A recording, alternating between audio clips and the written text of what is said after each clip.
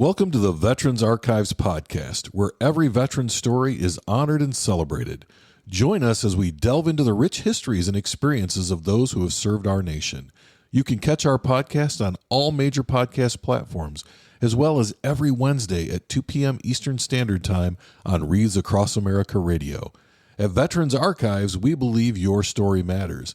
Visit our website at www.veteransarchives.org to explore more about our mission, discover resources for veterans, and stay updated on upcoming episodes. Connect with us on Facebook, Instagram, and LinkedIn to engage with our community. Subscribe, like, and share to spread awareness about our veteran stories. Whether you're a veteran, a supporter, or simply curious about the profound journeys of those who have served, Veterans Archives invites you to listen in, learn, and be inspired. Join us as we continue to honor and preserve the legacies of our veterans. Good morning. Today is October 16th, 2024, and we're talking with Carl Joss, who served in the United States Army. So good morning, Carl. Good morning. And as we said, it's Carl with a K, correct? Right. Okay. We'll start out real simple, actually. Just when and where were you born? I was born in Mishawaka, Indiana. Okay. And what year? 1935. Okay. And February 22nd. February 22nd. Yeah, Okay. Washington's birthday. Oh, that'll be hard to ever forget. You'll get a card from me on Washington's birthday. So you grew up then in Mishawaka, Indiana? No, I grew up in South Bend. Okay. And during World War II, we moved to Chicago. Mm-hmm. My dad worked for Studebakers, and they sent him to Chicago. Okay. And this was during World War II. And then in the Korean War, we did the same thing. Mm-hmm. We moved to Chicago, and Shirley, her dad works at Studebakers also, Mm-hmm. and they needed to have a place to stay, and my dad said, I think the apartment upstairs of us is going to be vacant. So they applied for it and got it, and that's how I met my wife. Oh, okay. She was 15 and I was 17. So you've known each other for a little while. Yes, we have. Well, let's back up then a little bit. How old were you when you moved from Mishawaka then?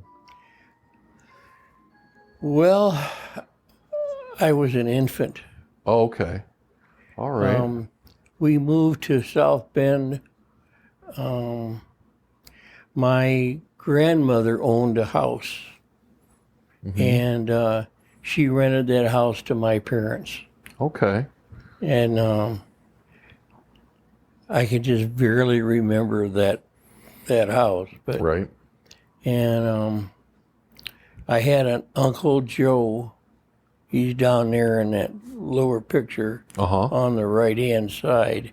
He lived in California, and he bought me and brought me from California a cowboy outfit. Okay. I can still remember that. We don't have any pictures of it, I don't believe, but it was something special. That sounds like it really meant something to you. Yes, it did, yes. Now, did you have brothers and sisters? Nope, So you were the only child. I'm the only child, yeah. So other than the cowboy outfit, tell me, what do you remember about your mother? Like, any, favorite memories? Oh, yes. My mother used to sing in the kitchen all the time. Uh-huh. And she died at 46 years old. Oh. She had cancer and died. And, well, she was sick in the hospital, and I was supposed to go to Korea. And my company commander said, I don't need to. And after she passed away, why, I remained in the U.S. Mm-hmm. I was a short timer, and they didn't want to send me over to Korea then. Okay.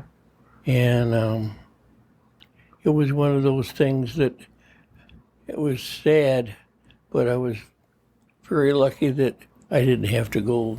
Right. overseas. So I was at Fort Knox. Okay, down in Kentucky. Yeah. All right. So, And there I taught International Morse Code. mhm. And we had a school. It was intermediate speed radio operator school. And I taught international code there. Oh, okay. And then I had a year left, and Shirley and I got married then. All right. And We've been married 38 years. Oh, okay. Yeah. Now, I want to back up a little bit because you said your dad worked for Studebaker Yeah. Car Company, and he had to move. South Bend. Yeah. Okay. So tell me a little bit about your dad. What are some of your memories of your father? Well, unfortunately I don't have a lot of good memories of my father. Okay. The problem was he drank. Uh-huh. And for the Halloween and the days like that, he was never around, or when he did, he was plastered. Oh, okay. So I really don't have a lot of good thoughts of my dad, except the one time, I think I was a teenager, and he said something to me, and I said something back to him, and he went to hit me, and I ducked, and he put his hand through the wall. Oh, no. I won't forget that. Oh, I'll bet. I'll bet he didn't think it was very funny. No, at the not a time. bit. No. So you moved around a little bit. It sounds like for your yes. dad's work. Yes. During World War II, went to Chicago, Uh-huh. and we came back and stayed in South Bend. And then during the Korean War, we moved back to Chicago again. Mm-hmm. And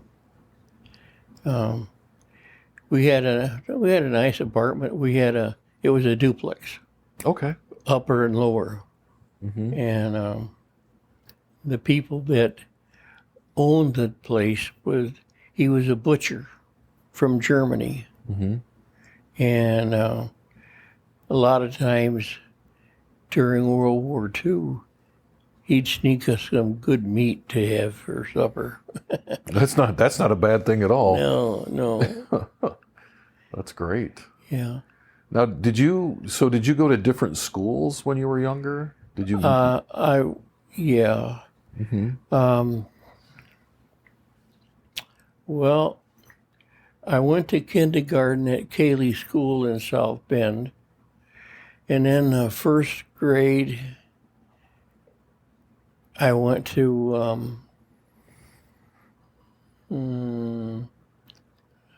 I had that. I'll think of it in a minute. That's okay. Anyway, I went to first grade, and then during World War II, we moved to Chicago, and I Okay. went to St. Rita's there. Uh-huh. And then I think I was about in the 7th grade.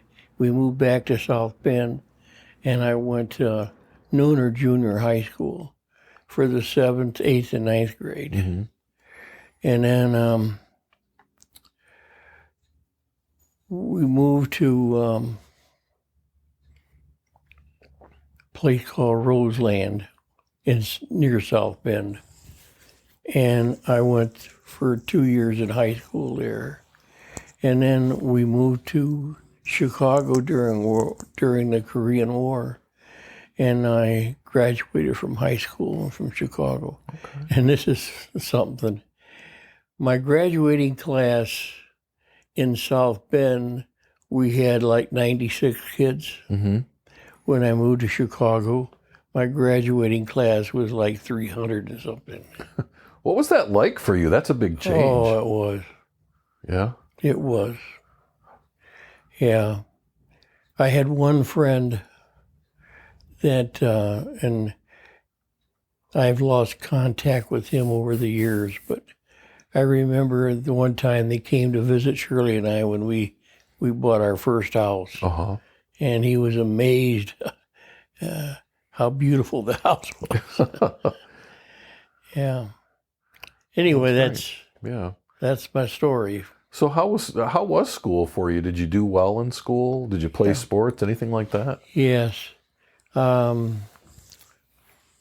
I played football. I played end in football. Mm-hmm. And in baseball, I played first base. And I was much better at baseball. And I played softball also for the South Bend Police had a league, Uh-huh. and the team that I played on was in Potawatomi Park, and we won the league championship. And I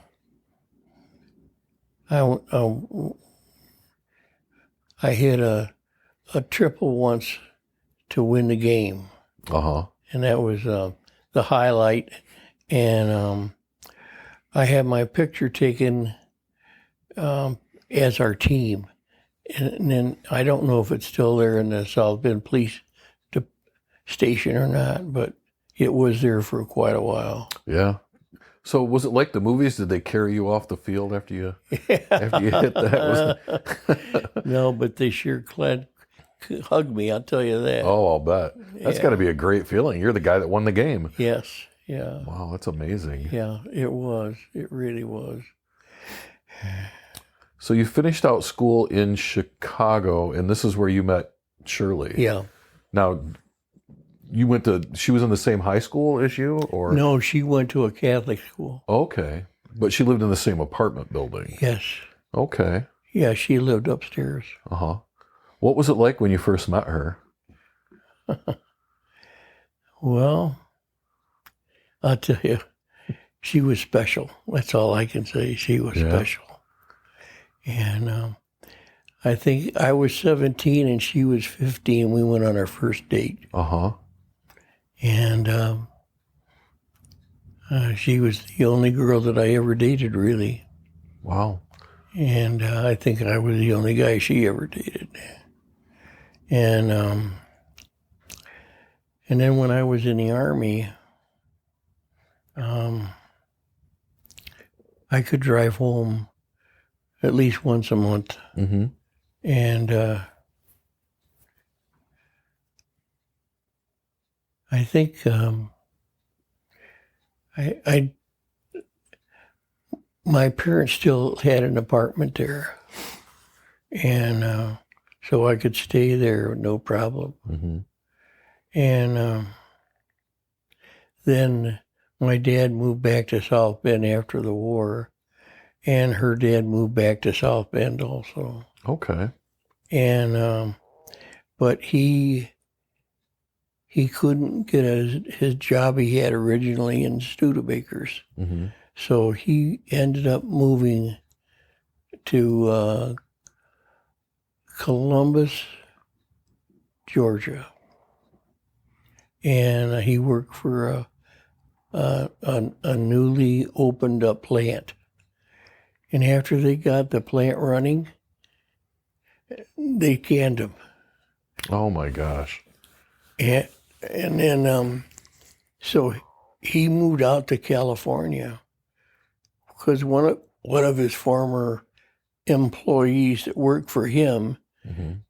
in Los Angeles said, "Hey, come on out here. We can sure use you." So he did. And then eventually they sold the house that they had in Mississippi, and he moved out there to California. Okay. And it really hurt my mother-in-law a lot to move and do all that stuff. Yeah, I'll bet. Yeah. Well, I want to ask you a question though. So before we got started, we were kind of talking, and you had said that you had to do a stint in the Army before you could get married to Shirley. Tell me about that. Well, her mom wouldn't let me have her become my fiance Okay. until I did a stint in the Army. Uh-huh. And so I enlisted for 2 years. Okay. And after that, we got married while I was still in the Army. Uh-huh. And but Shirley was, I'd say her mom was the boss. Even over her dad, the mom was the boss. Right.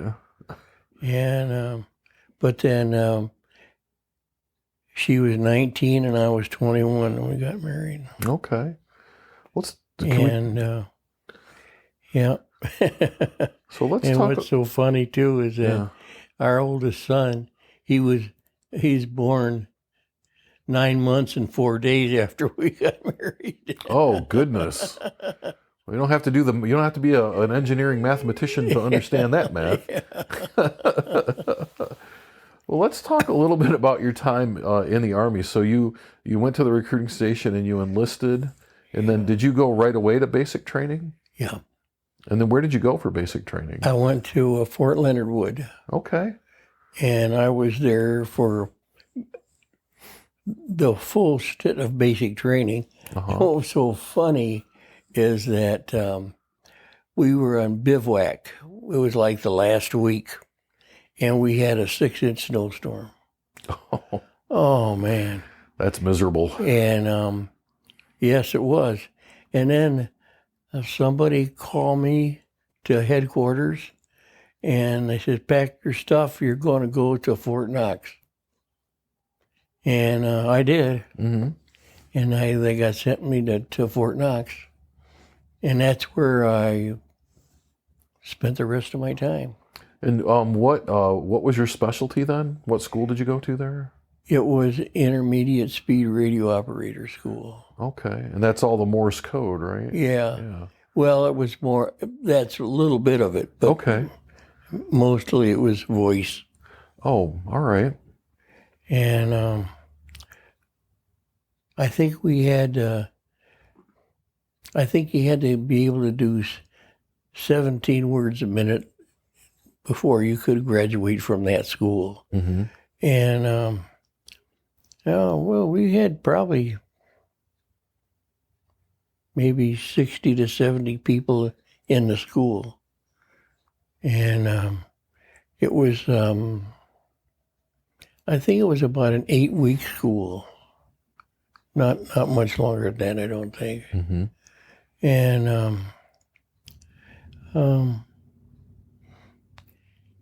I kind of liked it. I liked it there a lot. Yeah. Fort Knox was a nice place. And when we got married, one of the fellows that was at school with me, he got out of the Army, and we just took over his apartment. Oh. And I remember we had a bunch of the guys that I worked with in the Army, and Shirley made spaghetti, Mm-hmm. and they just couldn't get over that. It was so good. She's a good cook then, huh? Yes, she was. Mm-hmm. Yeah. Yeah, she still is, but she doesn't cook much anymore. Right. It's time to relax a little bit, right? Yes, right. Yeah, that's why we're living here, because you don't have to cook anymore. Well, it definitely works out. Yeah. So this whole time that you're at Fort Knox, though, the idea is that at some point your unit's going to go to Korea, right? Yeah. Okay, but then your mom got sick. Yeah. Yeah. Yeah, and everyone else, but I didn't have to go. Right. But you stayed back and you trained other people on the radio then? Is that what you did? Yeah. Okay. And is that was kind of the extent that's what you did right up until the time that your enlistment was up? Yes. Okay. Yeah. So you couldn't go to Korea, but you certainly could get people ready and give them the skills that they were going to need. Yeah. Okay. Yeah. And then so what happens when you get when you leave the Army? Where do you go from there? let's take a quick break. Veterans Archives is a 501c3 nonprofit organization, and we rely on donations from our listeners. If you are enjoying these stories and would like to support our continued efforts, please go to www.veteransarchives.org and select the donate button. Thank you.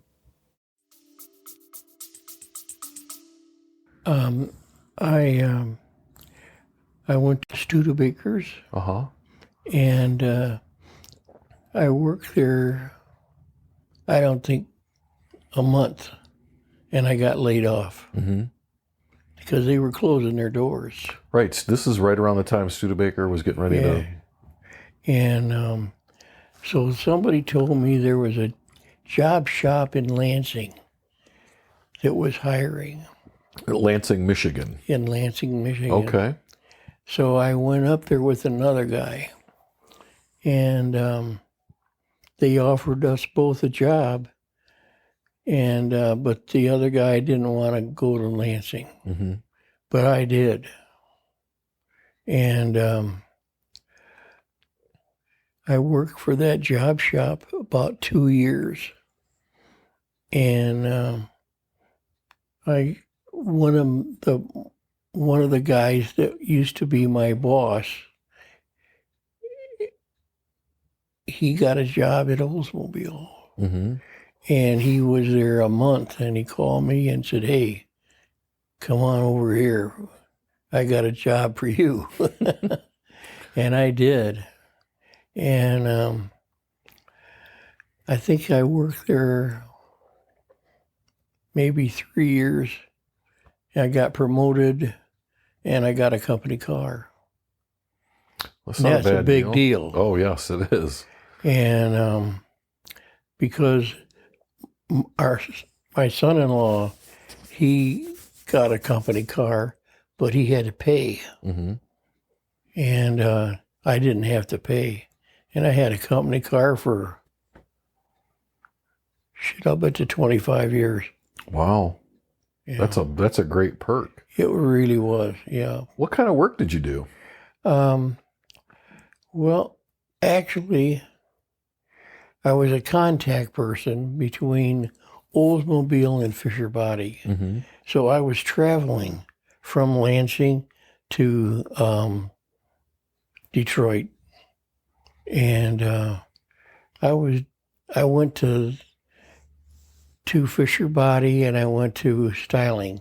And when I went up to Styling, I was known as Mr. Oldsmobile. Oh, that's how they introduced you? Yeah. Yeah. Yeah, that was funny. Yeah. Now, this was the time, was this right around the time, too, that I remember that, like, every year they would change the models, and they would have, like, a thing for the families to come see the new cars. Were they doing that when you worked there? Yeah. Yeah, we had a big auditorium, and the new cars they'd put on, and they go around in a circle. Yeah. And I don't think I took my family there hardly to see them. It was because we lived in Lansing, and that was a good hour's drive, because they didn't have the roads then that we do now. Right. And the only way I could get there was to take Grand River Avenue and go through all these little dinky towns. Yeah. And that I'd say that was probably the reason that we didn't go there to see all that stuff. Now, where did you live in Lansing? Well, we bought a house, and it was in a subdivision, and our daughter wanted a horse. So we bought her a horse. And right after we bought her horse, the place that we boarded it, the guy sold the land and they're going to put apartments in there. Oh, no. And what the hell are we going to do with this horse? Well, I found 20 acres, Mm-hmm. and I bought the 20 acres, and I built a barn, and then I built my own house. Mm-hmm. I hired a contractor to help out at the beginning, but then I did all the finished work. So we lived there for 20 years. Oh, okay. All right. And The things we do for our kids, right? yeah, yeah. And I had a beautiful creek run. We called our place Winding Stream Stables. Uh-huh. And but we had this beautiful creek running right on through it. And when I retired, we sold it, and we moved to Florida. Oh, We lived in Florida for 32 years, okay. and we bought a house on a golf course, Mm-hmm. and I'd play golf 5 days a week. I had 5 holes in one. Wow. My wife is still trying to get her first hole in one. She's the golfer in our family, but you've had 5. Yeah, That's amazing. yeah, Wow. yeah. Well, I was a pretty good golfer, Yeah. and so anyway, that's my story, and I'm sticking to it. Well, let's talk a little bit about your family. So you had your first child right out of the gate, That's right. 9 months to almost to the day, and so he was that was your son, Yeah. and so what can you tell us about him? Oh, he's special. Mm-hmm. He's he graduated from college. He got his master's degree, and he was in purchasing. Mm-hmm. He was director of purchasing, and he retired probably 5 or 6 years ago. Anyway, maybe a little longer. Yeah. And he's got 4 kids, Mm-hmm. and next we had our son Chris, and Chris lives in North Carolina. He graduated from the University of Michigan in engineering, and he tried to get a job in Lansing, and he couldn't find one that he liked, and so he found a place in North Carolina, Oh. and so he moved, and Shirley and I went to go see him, and here he rented this old beat-up trailer. It was ridiculous. Mm-hmm. And Shirley made him get his ass out of there and spend some money and get a real place. You need a little help to get there, huh? Yeah. And so he did. And then she said, well, meet some girl at church. Uh-huh. And well, he did. But his wife is 11 years older than he is. Oh, goodness. Yeah. And but she had 2 children Uh-huh. from a previous marriage, and but they never had any kids, Okay. and that's a shame. But she had her tubes tied after her second kid. Right. Right. Anyway, so that took care of that. And then after Chris, we have a daughter, Kathleen. She's with Shirley shopping right now. Oh, okay. And Kathy's, she's got 3 kids, Mm-hmm. 2 boys and a girl. And then we adopted another girl. Oh. And there's 9 years difference between Kathy and Carol. Okay. I got their pictures up there, but anyway, Carol, she went to school to become an X-ray tech, Mm-hmm.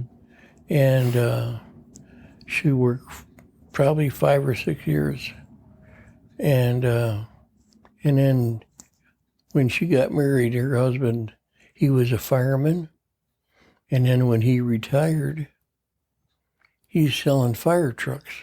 Oh. And he makes a bundle of money because all the firemen really like Matt. Yeah.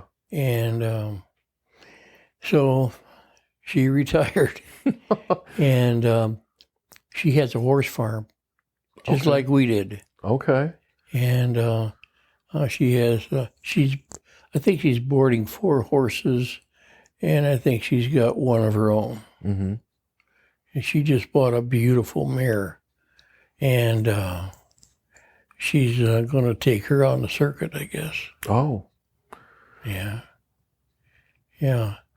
This mare is big. Now, does she have quarter horses? Is that what she... Yeah. Okay. Yeah. Yeah. Yeah. So it sounds like all your children were very successful. I think so. Yeah. You must be proud. Yeah. And you've got... And they're all still married. That's the important thing. Right. Right. Yeah. Well, you stayed married, right? I mean... Yeah. Yeah. You and Shirley have been married all this time. Oh, yeah. Yeah. She's my right hand. Yeah. Yeah. So how many years have you been married then? 38. 38 years. That's quite a stint. Yeah. Yeah. To be. I was 21 and she was 19. Uh-huh. Yeah. Yeah. Well, you have lived quite a life. You've done a lot of things. Did you do anything after retirement? Or you just played golf and relaxed? Yeah. That's right. Well, that's good. And then, so what brought you back to Michigan? Well, because I had to go on dialysis. Okay. I'm on dialysis 3 days a week. Mm-hmm. And our kids wanted us to come back here, so we did. Yeah. It's always good to be around family, at least I think. Yeah. Anyway. Right. All right. Well, before we wrap up our conversation today, I do want to ask you just one final question, and that is, for someone who's listening to this story years from now, what lesson or what would you like them to take away from our conversation and really from your life? What advice would you give to people? Well, I'll tell you. Our religion is what has saved us. Uh-huh. And Shirley and I both feel you can't do anything without God. Mm-hmm. And that's the thing that I want our kids to remember, is that don't forget about God. Mm-hmm. Because that's the saving grace for us. Thank you for listening to the Veterans Archives podcast, where every veteran story is honored and celebrated. Join us as we explore the rich histories and experiences of those who have served our nation. You can catch our podcasts on all major podcast platforms, as well as every Wednesday at 2 p.m. Eastern Standard Time on Wreaths Across America Radio. At Veterans Archives, we believe your story matters. Visit our website at www.veteransarchives.org to discover more about our mission, access resources for veterans, and stay updated on upcoming episodes. Connect with us on Facebook, Instagram, and LinkedIn to engage with our community. Subscribe, like, and share to spread awareness about our veterans' stories. Whether you're a veteran, a supporter, or simply curious about the profound journeys of those who have served, Veterans Archives invites you to listen in, learn, and be inspired. Join us as we continue to honor and preserve the legacies of our veterans. Remember, your story matters. Visit us online today at www.veteransarchives.org and connect with us on social media and stay informed and engaged. And as always, thank you for your support.